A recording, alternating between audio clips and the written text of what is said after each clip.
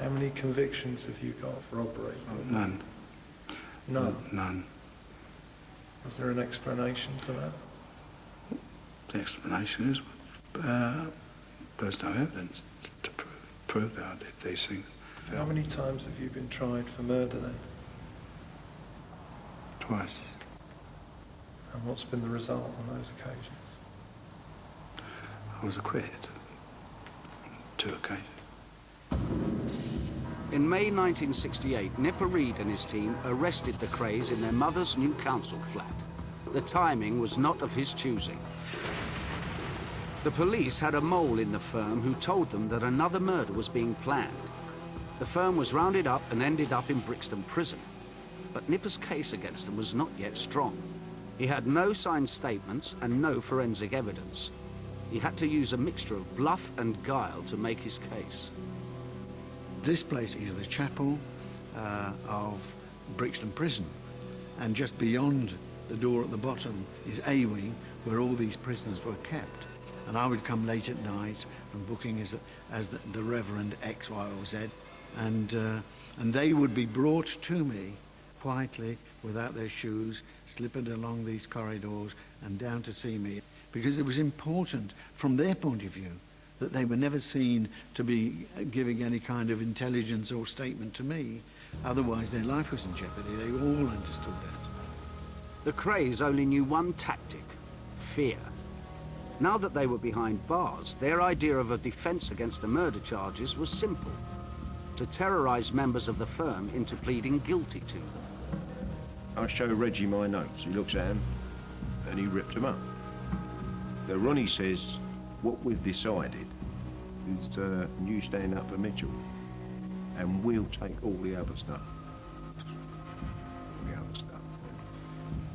Once people know they're off the murders, no one's going to accuse them of grievous bodily harm or fraud or anything. You know.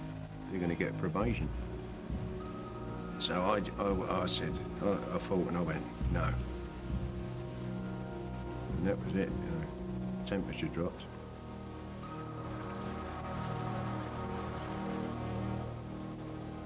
I had a visit the afternoon. My mother came up with the baby.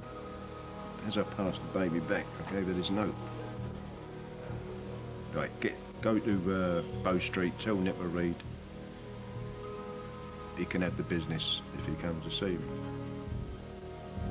Once Donahue had turned his back on the Krays, the case against them began to build, but the fear lingered on. Detectives from Nipper's squad traced Lisa, the prostitute who spent 4 nights with Mitchell and heard the shots that killed him.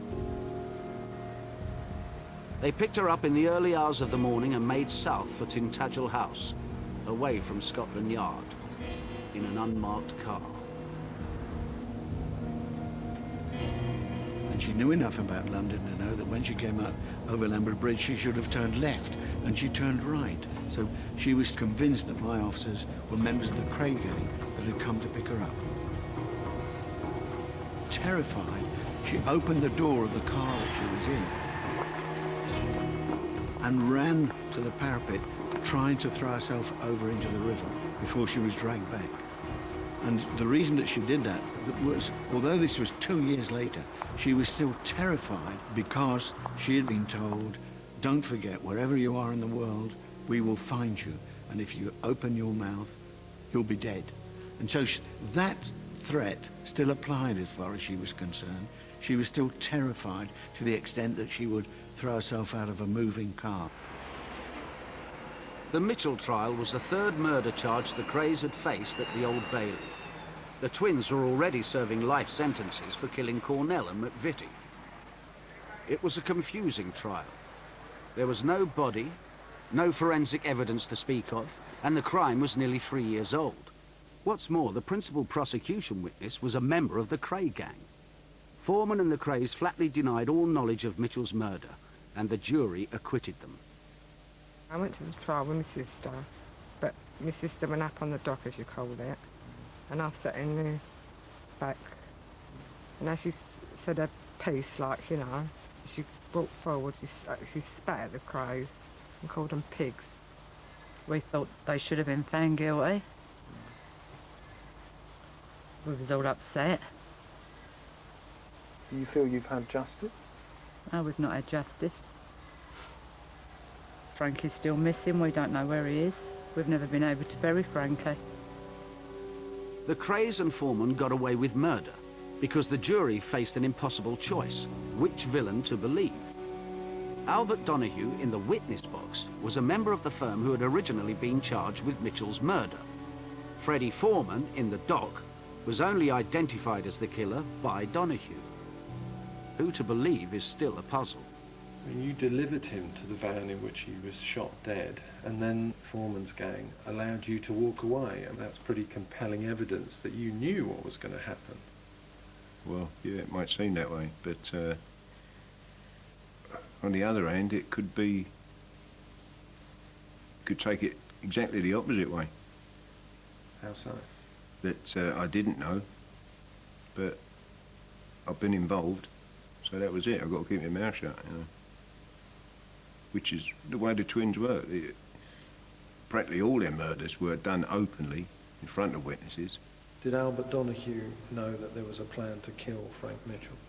Yeah, well, he knew that was going to happen, whether it was then and there or 10 minutes or half an hour later. He knew that was the outcome. If I'd known, I could have gone missing, or something like that, you know, or been late. Could have cocked it up anyway, you know. I could have said I couldn't separate him from the girl, bring the girl out. They go, oh, they don't want a double job. So they'd have probably backed out. And a million things I could have done to stop it, had I known. So you believed that he was going to the country? On that night, yeah. I assumed that sometime later he probably would go. Would you have gone driving to the country with Alfie Gerrard and Freddie Foreman in a van without windows? No. No. But there's always the element of someone doing the talking, and which in this case is the only reason that the truth was found out. When you look at the position that Albert Donahue was in, he was actually charged with the murder and asked to take it on board and put his hands up to it. You can't ask anybody to do that. Nobody is going to put his hands up to a murder he's not committed, even though he may be an accessory to the fact. I don't blame him. I just think that he could have done it differently. And all he needed to have said was that he took him to the back of a van with the engine running and lights showing, and they opened the door and he climbed in and he shut the door and walked away. Donahue was sentenced to 2 years for aiding Mitchell's escape and released on time served. The Krays and Foreman went to jail because of other murders, but it left a bitter aftertaste for those seeking justice for Frank Mitchell.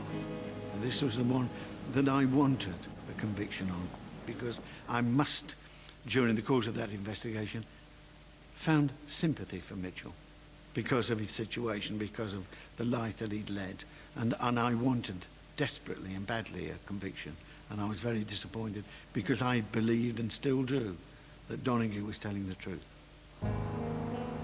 This film, shot by Nipper Reid, shows the Krays' final sight of the outside world as they were driven up the M1 to start their life sentences.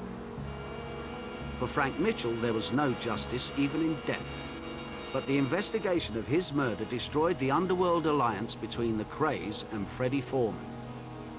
That partnership made the gangland of the 60s unique, and its downfall stifled the growth of organized crime. The murder of Mitchell was the first really big charge that we made, and that was the breakthrough. And once we got that one, and that started off, and it began to roll, and we wiped everybody up then, the whole of the gang, and Freddie Foreman were enmeshed in this big sweep, and then people started to crack a little bit. So in that sense, yes, Frank Mitchell did get his revenge, because he you could say quite convincingly, was the man that started it all off and caused the destruction of the Kray Empire.